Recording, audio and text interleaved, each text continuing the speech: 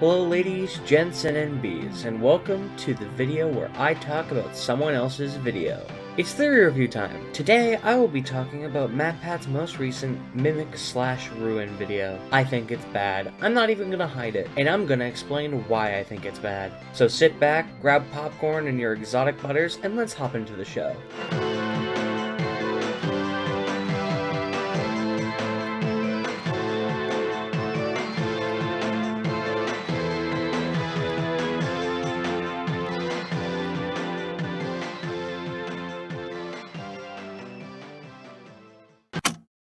Okay, first let me catch you up on the big FNAF drama. Let me set the stage. It's April. All of Team Theorist over here has just finished slaving away on our massive timeline for the series. We've done it. We are on the beach, coconut drinks in our hands, eager to take a break from the franchise until Ruin's release later in the year. But nope. Scott had himself some other plans. He smacked those beverages clean out of our hands and released 3 new books: Submechanophobia, The Bobby Dots Conclusion, and Nexi. Now, normally that wouldn't be too much of a concern, right? Books tied to this franchise have been coming out for years. It's just part of the content treadmill at this point, and it's not like they tend to add a whole lot. Only one in like every 6 stories is even remotely lore relevant, and even then the connection back to the games only exists if you squint at it. But oh no, friends, not this time. Across the 3 books, story after story after story seems to have significant lore implications. And not only that, they're also much more direct in the way that the information is presented, with characters and events mapping largely one for one onto characters and events from the games. If you're not in the habit of reading these things, and let's be honest, why would you when I could just do the homework for you? What I'm talking about might be a bit confusing, so I'm just going to explain by way of example.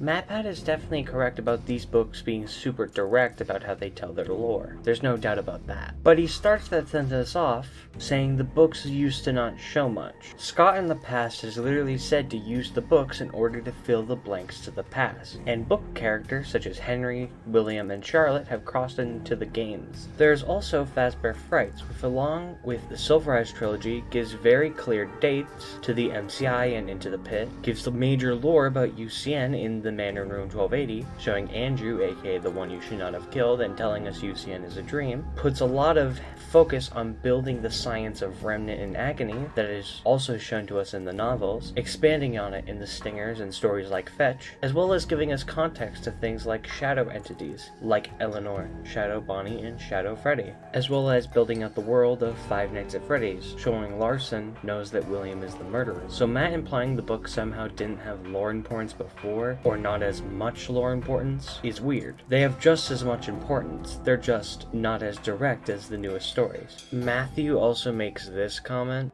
if you're not in the habit of reading these things, and let's be honest, why would you when I could just do the homework for you? What I'm talking about might be a bit confusing, so I'm just going to explain by way of example. And since this is a video about game theory, and I'm aware it's going to gain more eyes from the people who watch Matt, please read the books, do your own research, and look into them. Don't let Matt, or John, or me, or any other YouTuber just do all the work for you. Since, spoiler, as I will point out, FNAF YouTubers are not always the best when it comes to books. That being said, let's move on.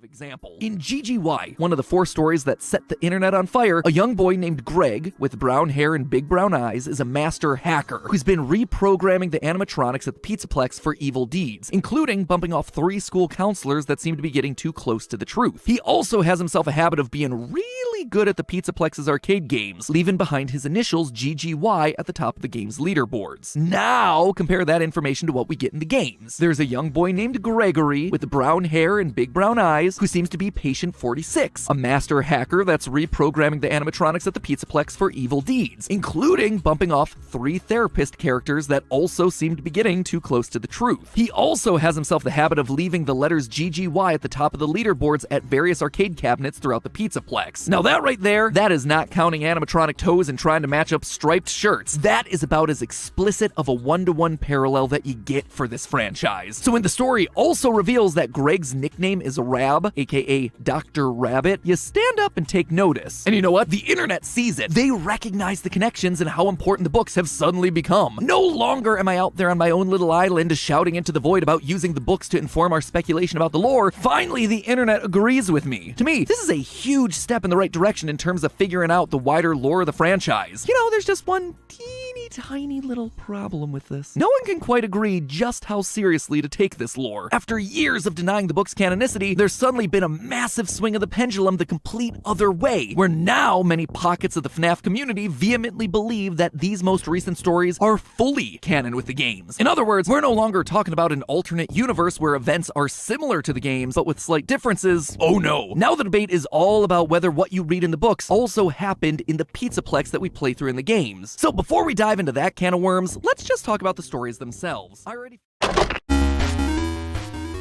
Okay, starting off, Matt's explanation of the story is mostly accurate. Short, but accurate nonetheless. One thing he did say that I found misleading was him saying the kid's name was Greg. Yes, he is called Greg at the end of the story, that is true, but let me ask you, what do you think GGy stands for? It can't be Greg, because there's no Y. Seems more like his name is really Gregory. Matt also uses the word parallel to describe the character, even though Gregory from Security Breach is Gregory from GGy. Since they're the same character, it doesn't make sense for them to be parallel. If something has a parallel, it's similar to something else, but exists, happens in a different time period or timeline. But the problem with using that for Gregory is it doesn't happen in a different time period, and it doesn't happen in a different timeline either. These two showings of Gregory aren't like Coming Home or like the novels, where it's a reimagining of games characters. GGy Gregory is just the game's character in a book. This is why MatPat saying he doesn't want to open the can of worms on whether the books are canon is so dumb. These books being canon or not heavily affect how we're supposed to view these stories. So if anything, the question should be the first question we ask before making conclusions about the upcoming topic. Also, he says that he's going to answer that later, and then he never answers it later. So maybe he just forgot, I don't know. Are you guys ready for me to explain why Tales of the Pizzaplex are canon to the game's timeline? No? Well, too bad, I'm doing it anyways.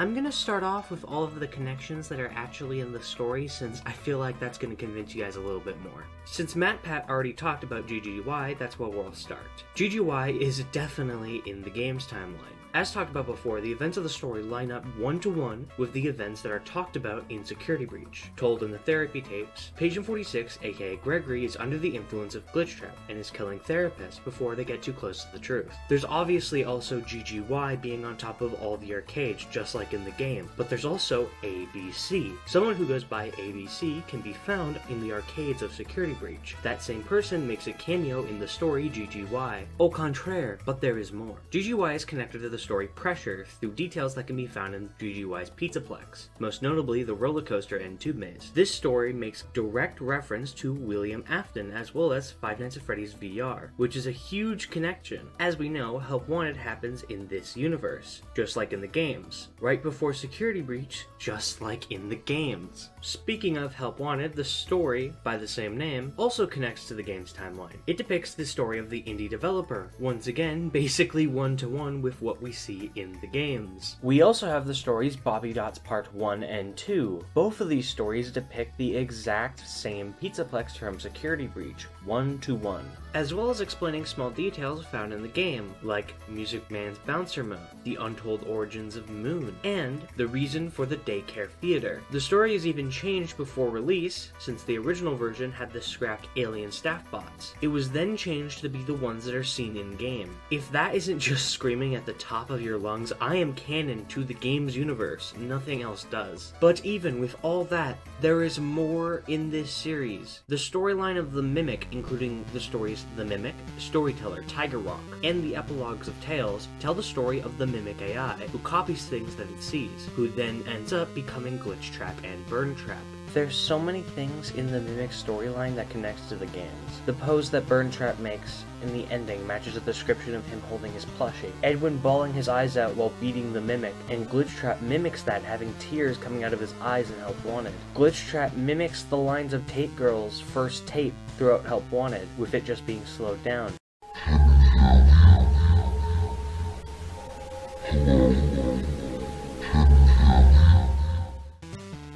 Burn Trap ends up being put in the FFPS building in the epilogues. There's even a plastic water bottle that can be found in the game that's almost in the same place it was described in the book. That's not even to mention the fact that the Mimic being Burn Trap and Glitch Trap to begin with heavily connect the storyline to the games.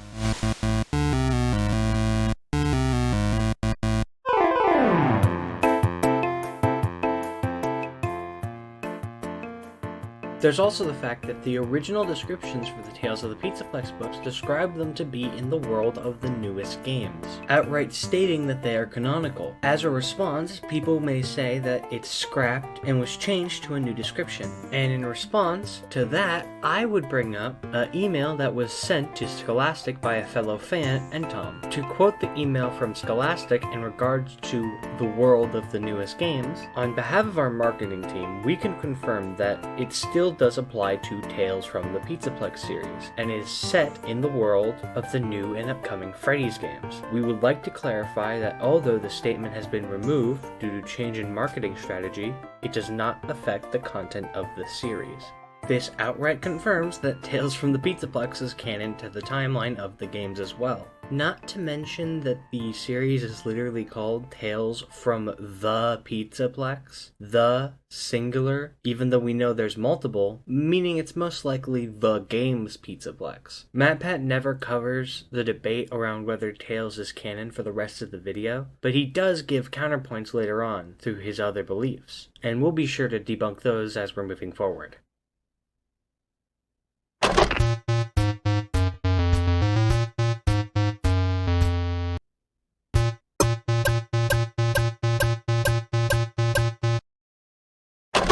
On GGy, which means it's time to talk about the other three, which tell themselves a connected timeline of events, starting with the first, the Mimic. This is the one that everyone has been losing their collective minds over. This story tells the tale of Edwin, a genius inventor and single father, and his hyperactive son, David. Basically, Edwin is overworked. Years ago, he sold his struggling robotics company to Fazbear Entertainment, who now has him hard at work turning their, quote, weird costumes into entertaining robots, with the first one that he's working on being a bright yellow chick. There's just one problem here, David. David is 4 in all the best and worst ways possible. It means that he's sweet and excitable, but it also means that he's moody and demands a lot of time and attention. Two things that Edwin does not have. So to fix his problem and get himself more work time, Edwin creates a piece of software known as Mimic 1. Using some spare robot parts, he makes a legless endoskeleton that's able to copy everything that David does. Basically, this thing's an AI that's using David as his training data. And while Mimic 1 starts by merely copying David, pretty soon it's able to respond on its own, independently. And David loves this thing, which means that Edwin is finally able to disappear into his work. Everything seems to be going well until tragedy strikes. An unsupervised David runs out into the middle of a busy highway and is killed. Edwin is devastated, and he takes all his rage out on the Mimic, this robot that continues to behave like his son, infusing the metal of the bot with pure agony. We then flash forward in time to Edwin being gone, and the Mimic roaming the halls of his abandoned home, a brutal killer still in possession of David's childlike tendencies. So, does any of that sound familiar? Cause it should. It's Henry Emily, a genius inventor who helped create the robots of Fazbear Entertainment, a man who also happens to be a single father whose only child dies in a tragic accident when they decide to run outside, a creator whose first project was Chica. Now, that alone would be plenty of connected dots, but the story continues to hammer home the parallels between these two men. In past videos, I've talked a lot about Henry's signature animatronic design, the hinged jaws that we see on the original animatronics, as well as the Rockstar animatronics. Well, guess what? This is how Edwin decided to build the Mimic. Quote, under the eye housing, Edwin had welded in place a hinged jaw. Speaking of Edwin's robots, do you know what Edwin's first business project was? He made robotic vacuum cleaners, presumably like the ones that we see in FNAF 6. Edwin and Henry even share the same sandy brown hair color. But the other big parallel that the story gives us is when Edwin destroys the Mimic. The way this event is described is very similar to when Henry built the final Charlie bot from the 4th Closet novel. Here's how it's described in Tales of the Pizzaplex. He could almost feel his murderous thoughts pouring through his muscles, transfusing through the metal into Mimic systems. And here's what happens when Henry builds the Charlie bot after her death. Quote from that book. When Henry began to make the 4th, his despair turned to rage. He seethed as he soldered her skeleton together, pouring his anger into the forge where he shaped her very bones. It was not Charlotte drenched in grief, it was made alive with Henry's fury. In both instances, we have men who have instilled their creations, animatronics that are literal stand-ins for their dead kids, with the pain and rage of loss. If that's not a solid connection, I don't know what is. Even even from a timeline perspective, Edwin being Henry makes a lot of sense. In the Mimic, they specifically call out that he's 24 years old. After the death of his son, he disappears. But then, in another tale from the Pizzaplex, this one called the Storyteller, we meet up with Edwin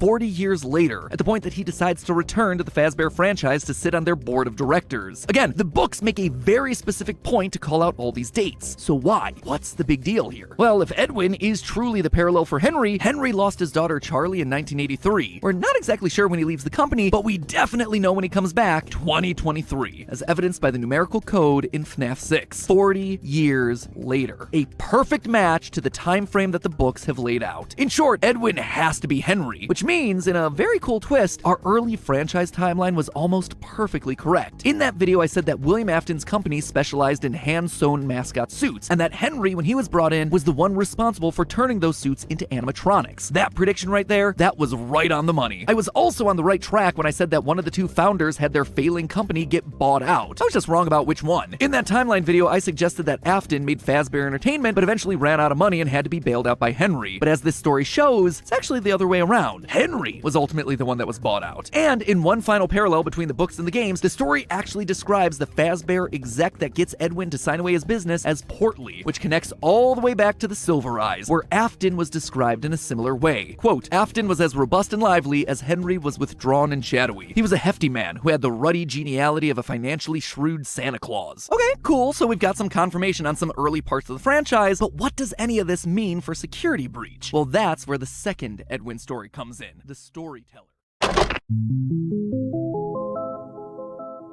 Starting off with this first claim about Henry, which is incredibly incorrect, MatPat claims that Henry is a single father with one child who died when they ran outside. This claim has so many things wrong with it. Dishonest framing, shaky connections, and outright wrong information. Henry is not a single father. Before the death of Charlie in the trilogy, Henry had a wife, and Charlie remembered her mother, even remembering missing her. Well, David never grew up with any mother, as she died in childbirth. He also says Henry has only one child, even though we know that's not true. The main plot of the book Henry was introduced in is that he has two kids, Charlotte Emily, the girl who possesses the puppet, and Sammy Emily. Also, Henry being a single father has zero evidence in the game's timeline. Charlie also didn't decide to run outside. She was locked out of the pizzeria by bullies and was murdered by William Afton. David ran outside of his house and was ran over by a car. Also, saying their deaths are related because of the car is very dishonest framing of how these two deaths happened. Charlotte was murdered. The car had almost nothing to do with her death. David was actually hit by a car. Chica the chicken was not Henry's first creation. Full stop. This theory of Matt's has bothered me for a very long time now, because it's wrong. The points he uses are poor and the evidence says otherwise. First of all, the main reason Matt believes this is because of the Puppet Carver, a story in the Fazbear Fright series. In this story, there's a bird character who's part of the Mediocre Melodies. Matt took this and the fact that there's a character in the Puppet Carver named Porter, who he claims is a parallel to Henry, as well as the fact that the Mediocre Melodies were most likely created by Henry to say that Henry made Chica before he eventually joined Fazbear Entertainment. There are so many problems with this. The bird character in the story is never described to be Chica, it's just a normal bird. Porter is an employee of the restaurant who does maintenance on the robots. He is not the owner like he claims Henry was. He wasn't the person who made those robots. Porter is an inventor, but he made wooden dolls in the story. The characters also have very little in common besides the fact that they invent things. Not very unique in a story that's literally about inventing robots. Another point commonly used is Chica's Party World, as Chica had her own separate restaurant from Freddy Fazbear's Pizza, although Chica's Party World is from the 90s, not the 80s, as it's a client of Afton Robotics, at the same time as Circus Baby's Entertainment and Rentals, which was opened in the late 80s, early 90s, to our knowledge. There's also the fact that Edwin's first robot in the Storyteller isn't Chica. It's the first one in the story, no doubt, but chronologically in the timeline, we know Edwin to have made multiple others, as he just builds robots for the costumes he gets sent by Fazbear Entertainment. Him having dog costumes, alligator costumes, jester costumes, all over the workshop, meaning meaning he did not only not make the character of Chica, but it's not even the first robot he's worked on for Fazbear Entertainment. Going back to Henry for a second, we also know for a fact that Henry's first creation was Fredbear, or at least first creation of any significant importance to the story. In the novel trilogy, Henry is the creator of the original animatronics, creating Spring Bonnie, Fredbear, and the entire Freddy's gang. He's also one of the founders, along with William Afton. This is heavily implied in Five Nights at Freddy's 6, as he has been working with William for a long time, presumably since Fredbear's, since FNAF 6 is the Fredbear's location. And as we know, it's the first ever location of Fazbear Entertainment and was owned by the original founder, now founders after the Silver Eyes. This is once again confirmed by the Fazbear Frights epilogues. The fire site, which is FFBS, is said to be linked to one of the founders. We know it can't be William because William in Heracles Hospital was unidentified. And from the perspective of many people, William disappeared in the 90s when this fire happened in the 2020s. Henry, on the other hand, would have been identified by his body at the fire and would be the founder being referred to in this case, once again showing that he is the original founder of Fredbear's Family Diner and the creator of Fredbear, the first animatronic. Matt claims that the hinged jaws connect back to Henry due to one of his past theories, but this is pretty shoddy to me, because the only time Henry's robots are ever called out to be unique is in the trilogy and has nothing to do with the jaws. Henry had the ability to make them lifelike, feel like actual real singing animals, with smooth movements and filled with life. He also created Illusion Disc in order to help with this, which is unlike other robots, specifically unlike Williams as mentioned by Charlie in the Twisted Ones. Anything familiar? I don't recognize it. It's not something my dad ever showed me, Charlie said. Maybe we should put it back in the ground and get out of here. This feels like it was a mistake. But on the inside, Charlie ignored him. The hardware, the joints, it's older technology. Maybe he made them earlier. I don't know. How can you tell? I recognize some of this as my dad's work. She frowned and pointed at the creature's head. But then, a lot of it's foreign to me. Someone else may have had a hand in it. I'm not sure if my dad made it or not, but I have a feeling he's the one who buried it. I can't imagine it was designed to be on stage. It's hideous. John was noticeably nervous. MatPat then brings up Edwin's hair looking very similar to this drawing of Henry from the character encyclopedia. Looking over that fact, which is just a minor point, in the trilogy, which is the only depiction of Henry outside of this drawing, we see in the original novel and in the graphic novel he's depicted with brown hair. Matt then talks about how the descriptions about how Agony went into animatronics and how they sound very similar to one another, and that how it proves it's a parallel. He could feel the murderous thoughts pouring through his muscles, transfusing through the metal into Mimic's system. When Henry began to make the fourth, his despair turned to rage. He seethed as he smoldered her skeleton together, pouring his anger into the force where he shaped her very bones. It was not Charlie drenched in grief. It was made alive with Henry's fury. And yes, these explanations are similar. They're similar because they're depicting the possession progress of Agony entering an object, something which is not unique at all to just Edwin and Henry. We have characters from previous book series who even line up better than Edwin, mainly Dr. Talbert. Yes, both Henry and Edwin infused Agony into their creations in this instance, but considering Agony is a main part of the franchise, anywhere you look, this isn't proof of any sort of connection between the two men. He also makes the claim that the Mimic AI is similar to the Charlotte robots from the Fourth Closet. His explanation is quite broad, and it begins to fall apart when you look deeper. Starting off, the Mimic was made as a toy meant to entertain David while Edwin was working, and just happened to pick up traits from David because of how the toy worked. On the other hand, the Charlotte robots were explicitly made to recreate Charlotte. The Mimic was also created before the death of David, while the Charlotte bots were created after the fact. The process in which they do this is also incredibly different from one another. The Mimic AI was specifically made to mimic the actions of what it sees. This shows up in the story as we see David do things that the Mimic repeats. This is not exclusive to David though. When Edwin beats the Mimic copies his violent behavior. And then, when it eventually would see William Afton in some respect, most likely in FNAF VR, he would begin to copy William, turning him into Glitchtrap. Mimic at heart is just a confused AI with Agony infused into him. As we learn from the third epilogue of Frights, this makes sense. You see, I'm convinced that agony has a greater energetic radius and power than any other emotion. I have done numerous experiments to measure, capture, contain, and study the leftover emotions embedded into objects that were near tragedy. My work is focused on my hypothesis. You can take a saturation of agony, add any kind of intelligence, even an artificial one, and they will combine together to transmute the energy of emotion into energy of physical action. While on the other hand, the Charlotte bots are not artificial intelligence. The Charlotte robots are infused with memories. Whose memories? Henry's, of course, as well as memories from videos Henry recorded on a camcorder. He used these memories and the life that he accidentally gave to his child's dearest plush toy to create the Charlie bots. You're not Charlie either, you know. You're not even the soul of Charlie, Elizabeth mocked. You aren't even a real person. You're a ghost of a man's regrets. You're what's left of a man who lost everything. You're the sad little tears that fell unceremoniously into a doll that used to belong to Charlie. Each of the 4 Charlie bots also have their own individual personalities, corresponding with how they were created. The littlest Charlotte was made with a broken heart. She cried all the time, day and night. The second Charlotte he made when he was in the depth of his madness, almost believing the lies he told himself.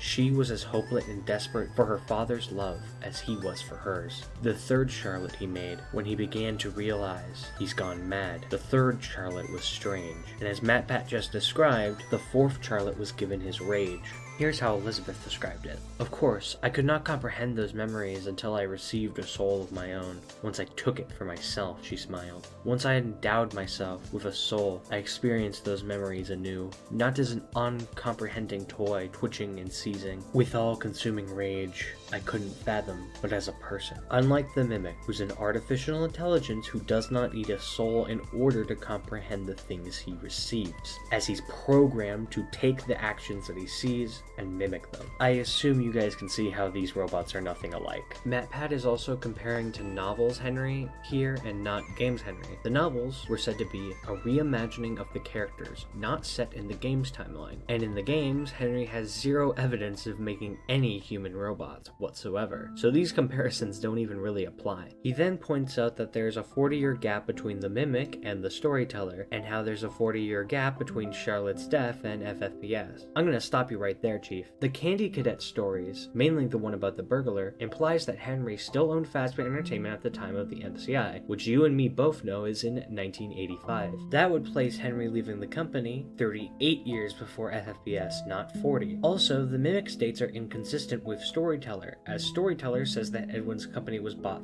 30 years ago, but at the time of the Mimic, which is 40 years before, based on Edwin's age, his company has been bought since the 70s, and it currently is the 80s with Freddy Fazbear's Pizza now opened. You see the problem here? Edwin and Henry also have very different ranks in Fazbear. Edwin sits on the board of directors and barely gets listened to at Fazbear, while Henry had enough power to literally light money on fire, non-ironically, in a fake pizzeria. Not quite the same position in Fazbear, and not very comparable, especially at the time since Henry is a founder and Edwin is just an engineer at Fazbear making the robots. Matt then claims that Henry's business got out by Fazbear Entertainment, which never happened and is obviously ridiculous. As I mentioned before, Henry was the founder. But hey, if you need more evidence, look at this FNAF 2 call.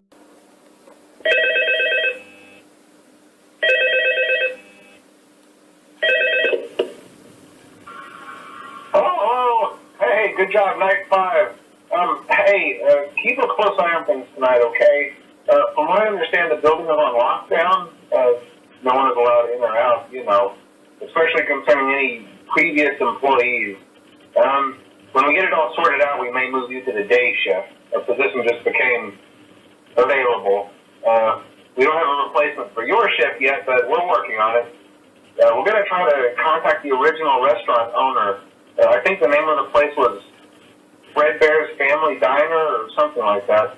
It was closed for years, though. I doubt we'll be able to track anybody down. So just get through one more night. Hang in there. Good night.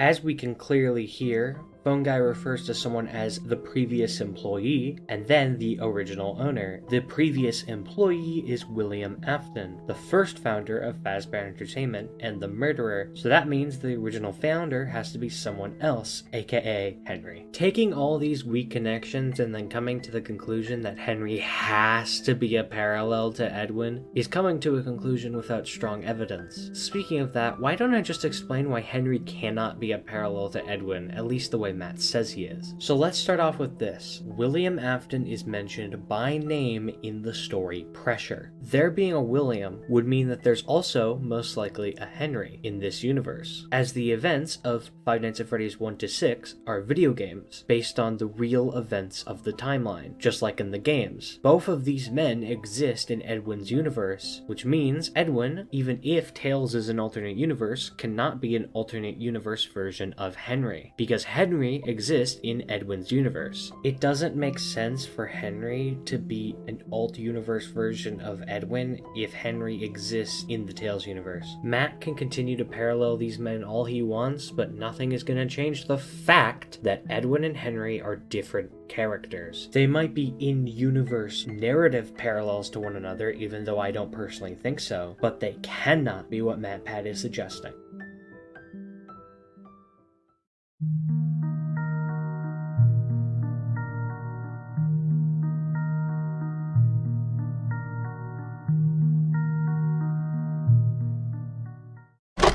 The Storyteller. In this one, we rejoin Edwin 40 years later. Because of his importance to the early days of Fazbear Entertainment, he now sits on the board of directors. A fact that does not land too well with the current head of the board, Mr. Burrows. Get it? His name's Burrows because everyone's always connected to rabbits. Anyway, to cut costs at the Pizzaplex, Mr. Burrows decides to lay off the entire creative department, instead replacing them with a generative AI that's capable of creating new storylines for all the characters. Basically, this thing is like ChatGPT on steroids. This, understandably, upsets Edwin, who apparently has gone from engineering nerd to creative heart of the company. But he's not just a WGA member that's upset about some Writers Guild's rights. What makes matters worse is the fact that Mr. Burrows isn't using just any AI, he's installing Mimic 1, the same program that Edwin created, the one that was trained by his son 40 years prior. When they install it, it even comes in the form of his son's favorite toy, a white tiger head. And here's where things start to get real crazy. This AI controls everything in the Pizzaplex. It runs through a large central tree of wires that are connected through the walls, even tapping into things like the animatronics themselves. In fact, once the Mimic 1 program gets installed, the behavior of all the animatronics starts to change from their normal personalities into something that's a bit more like a 4-year-old. They start to become possessive. They get into tug-of-war matches over toys. They sulk in the corner and cry. David is somehow getting infused into everything that this AI touches. Eventually, Edwin attempts to shut the Mimic 1 program down, but he dies in the process. However, in his final moments, he attempts to communicate with his son inside the AI. You see, in the Mimic story, Edwin watches David communicating with his robot buddy using a made-up language described like this. Quote, David and Mimic had been doing all manner of odd little drawings that were surrounded by markings that looked vaguely like hieroglyphics. Edwin then uses this same language to communicate with the Mimic software at the end of the Storyteller. Quote again, every sheet of paper was covered with odd stick drawings and strange symbols that were not at all familiar to Mr. Burrows. Squiggles, squares, loops, triangles within triangles. So why is this story such a big deal right now in the FNAF community? Well, everyone knows it's important, it's just that no one can truly settle on what it's trying to say, which means it's time for me to do my best to try and break it all down. Now, I've already mentioned the parallels between Edwin and Henry, but what that also suggests is that Edwin's son David may just be an analog for Henry's only child, Charlie. Not that they're one and the same or following the exact chain of events, but rather that where David goes in the books, we should be looking for Charlie to follow in the games. As I already explained, Mimic is not David. He is somewhat connected to David, but he carries on other traits, such as the one he gets from Afton and Edwin. He is just an AI with agony, taking an AI that was somewhat trained by David and using that to say the actual soul of Charlotte is in the Pizzaplex is a huge leap in logic. And those are not the only emotions the robots get from the Storyteller. The Storyteller AI is what makes Chica, Monty, and Roxy into the robots they are in Security Breach. What the Storyteller actually reveals is that Mimic 1 is Glitch Trap. How, you might be saying? Are you trying to tell me the character Mimic 1 in the books who infects the Pizzaplex's system is the same character as Glitch Trap, the character who infects the Pizzaplex's systems? Yes. Yes, I'm in fact telling you that. Honestly, that one's kind of obvious. We also know that the Mimic 1 animatronic would later become Burntrap. In the epilogues, there's a manual showing the Mimic. Our protagonists come to the conclusion that the animatronic killing them is in fact one of the Mimics. It's an old user's manual, she said. It describes a bunch of different kinds of robotic endoskeletons. The one we saw was either a Mimic Model 1 or 2. A Mimic Model 1 is the one made by Edwin, and a Mimic Model 2 is the ones made by Fazbear Entertainment, but we know that it is in fact a Mimic Model 1. This robot has a new head, undamaged, unlike the rest of its body. This lines up with the fact that Edwin destroyed the Mimic's head in The Mimic. He also has rabbit ears, and is locked inside the FFBS pizzeria, which lines up with Burntrap. And we know Burntrap is connected to Glitchtrap because Burntrap is able to try to take over Freddy after he gets the other Glamrock parts, which are infected by Glitchtrap. And he also gets help from Vanessa, even though Freddy and Vanessa have only been infected by Mimic 1, aka Glitchtrap, meaning that Burntrap, aka the Mimic in the epilogues, is most likely also the original Mimic Model 1, with a new head of course. Oh, and the tiger plushie thing, and also the getting into costume things, that appears in the Mimic, meaning it's probably a Mimic Model 1. I forgot to mention that. Matthew mentions the wall cipher and how it connects to Edwin and the Mimic, and this is just more evidence for it being connected to Glitchtrap, as Glitchtrap infects the tapes where the glitches to decode this very cipher are found. And finally, David following the same path of Charlotte doesn't make a lot of sense, since as mentioned, David doesn't haunt the Mimic, only was its first friend. It doesn't even make sense to haunt him since his death is totally disconnected, and it defeats the point of the Mimic, you know, mimicking things, if he's just haunted by the dead kid he's mimicking. While Charlotte definitely possesses the puppet, which was made for her.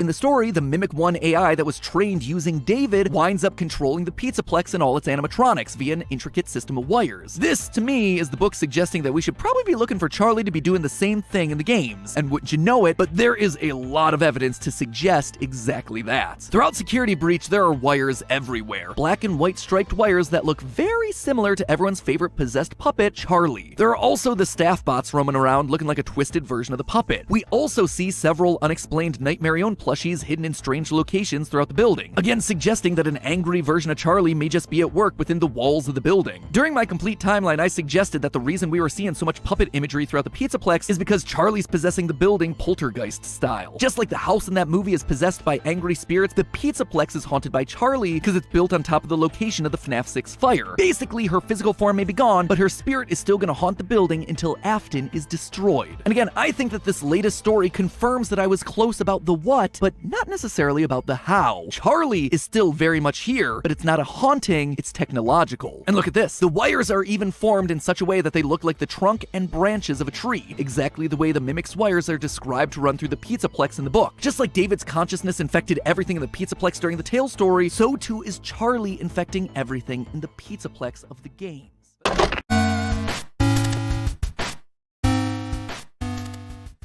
First off, all these points are more connected to Nightmare than they do the puppet. The wires connect to the mechanicals from Five Nights at Freddy's VR, the staff bots have In Your Dreams written on them, and all the plushies are Nightmare plushies, not puppet ones, which while at first sight might connect to the puppet, doesn't. Nightmare is said to be the opposite of Charlotte in UCN. I am the fearful reflection of what you have created. William Afton killed Charlotte, which created the possessed puppet, and he says he is the fearful reflection of what William has created, the puppet. So all of these references go against the puppet being in the Pizzaplex's system, and instead some dark reflection of the puppet, most likely some sort of agony being. There is also no proof that these references mean anything to whether Charlotte or an agony being are controlling the robots, while we do know Glitchtrap is, for a fact. In the Security Breach notes, we hear about how Vanessa got her job and head of security because of an unnamed higher-up at Fazbear Entertainment. This is most likely Glitchtrap being in the Pizzaplex's system in order to get her position. The robots are in control of the Mimic as shown in the Burn Trap ending. We also know that the Mimic is in control of Gregory, as he's the sorcerer's favorite apprentice, and his nickname is Dr. Rabbit. All of these clearly show that Glitchtrap is very clearly the Mimic 1 virus that was seen in the Storyteller as well as GGy, and not Charlotte, as he's in control of the Glamrocks just like the Storyteller virus, and he is also in control of Gregory just like the GGy virus, since they're most likely the same virus. As we know, Gregory just alters this virus to make it spread more. None of Matt's points prove anything about Charlotte being the Mimic, but everything in these stories and in the games does say that Glitchtrap and the Mimic are one and the same, whether they're in the same timeline or not, which, as I have pointed out already, they most likely are.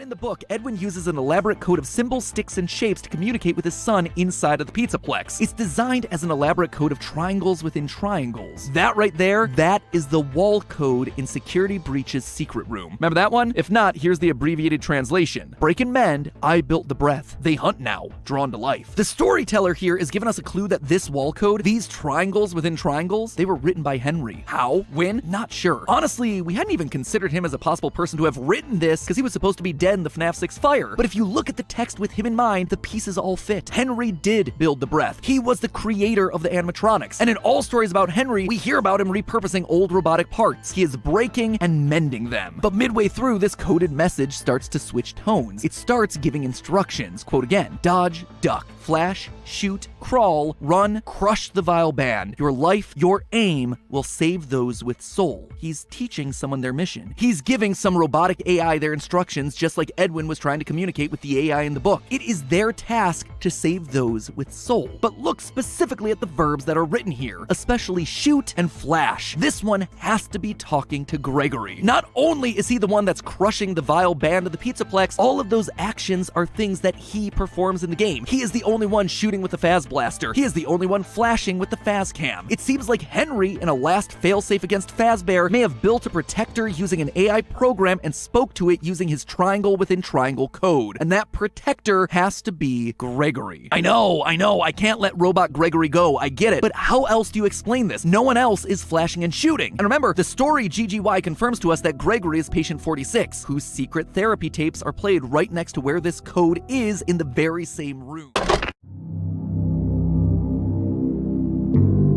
There is zero evidence or indication that Henry survived the Five Nights at Freddy's 6 fire. He also has zero motivation to survive this fire, as he states. I could make myself sleep, but not yet. Not until I undo what he has done. As well as, this ends, for all of us, in communication. making himself sleep is referring to him ending his life.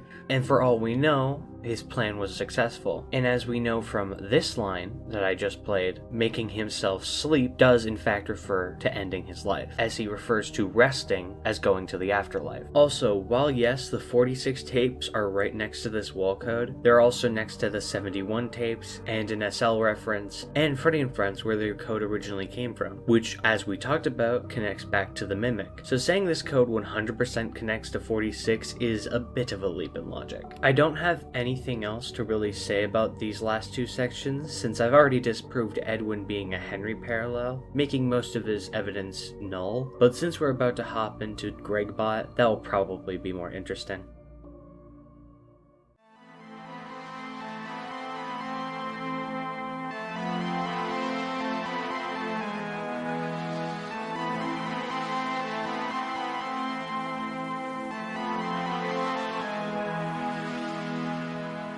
That protector has to be Gregory. I know, I can't let robot Gregory go, I get it, but how else do you explain this? No one else is flashing and shooting. And remember, the story GGy confirms to us that Gregory is patient 46, whose secret therapy tapes are played right next to where this code is in the very same room. Everything in this one room is screaming that the message is for Gregory, written in a code that the books tell us is reserved for robot brains. But this then raises two major questions. First, how could I say that Gregory's a robot when we see him in GGy as just autistic kid at school. And secondly, GGy makes it clear that Gregory is a villain, hacking into the animatronics and using them to kill people. Apparently, all 3 of your former therapists have gone missing, or 2 of them are missing. One of them was found dead. The woman's body was pretty messed up. It looked like it was mangled by machinery. Gregory's pen name for a large portion of the book is Dr. Rabbit, for crying out loud. If that doesn't scream, oh, by the way, I'm also working for Afton, I don't know what does. He even calls himself the wizard's most favorite apprentice. So how can I say that he's working for Henry when it's very clearly being told to us that he's also working for William? Well, first off, we never actually see confirmation that he's a human in the books. In fact, we largely get the opposite. Gregory is actually described in the book as, quote, an unfamiliar kid who looked a little lost at the start of the school year. So there's no past with this kid, no growing old together with a group of friends. He just appeared out of nowhere one day. What's more, whenever his friends do something odd, Gregory reacts in a very robotic way. He cocks his head and he has a weird pause in his behavior. Is that a lot to go off of? No. But also nothing about him explicitly says that he's necessarily human, or that he's just the reluctant follower of Afton. But obviously the bigger question here is how? How can he be both a protector bot and an agent of Afton at the same time? This is also a question that's raised in the books. If GGy is saying that Gregory and Glitchtrap are in control of the animatronics, but then the Storyteller is saying that an AI version of Charlie is controlling the animatronics, who's actually in control here? Both of these stories feel crucial to understanding Security Breach's lore, and yet they seem to contradict each other. So what is going on? Well, for that answer, we actually have to go to the trailer for the new Security Breach DLC, Ruin. In the last few seconds of footage for this new game, we see a glitching techno rabbit, glitching between 2 colors, green and purple.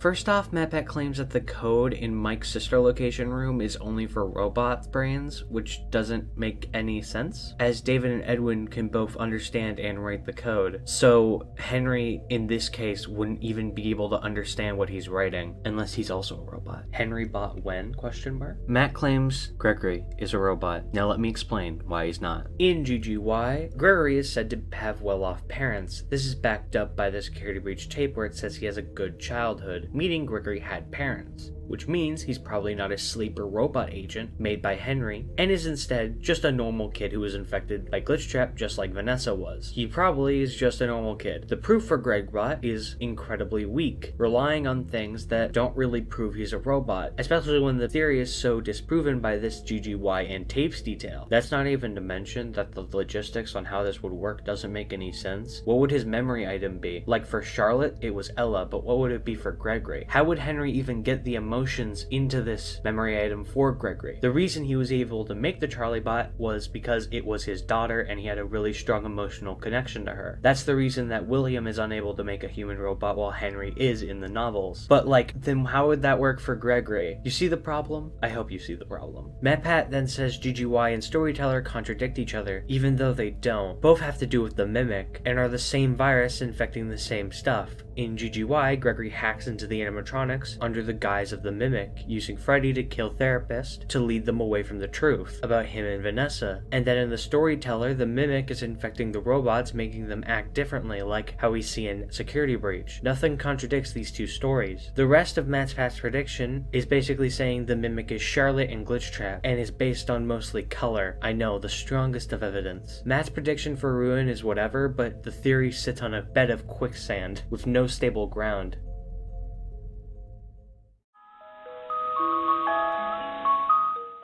Thank you all for watching this very long response to MatPat. Don't send any hate to me or him, that's cringe. Thank you to Leppy for making my wonderful talk sprites. Thank you FNAF Resources for all the resources you provide, ran by _. Thank you to Cuban Fancy for his amazing artwork. And thank you to Topbox for the mimic render used throughout the video, as well as just always being a giant help. Other than that, I hope you enjoyed the video. I'll see you on the flip side.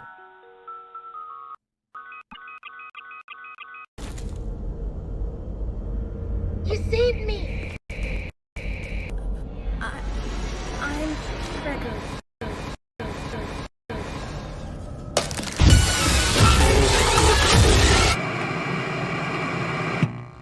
Wow, it looks like I was right about the Mimic being burn trap, but more on that next time. Till then, sweet dreams.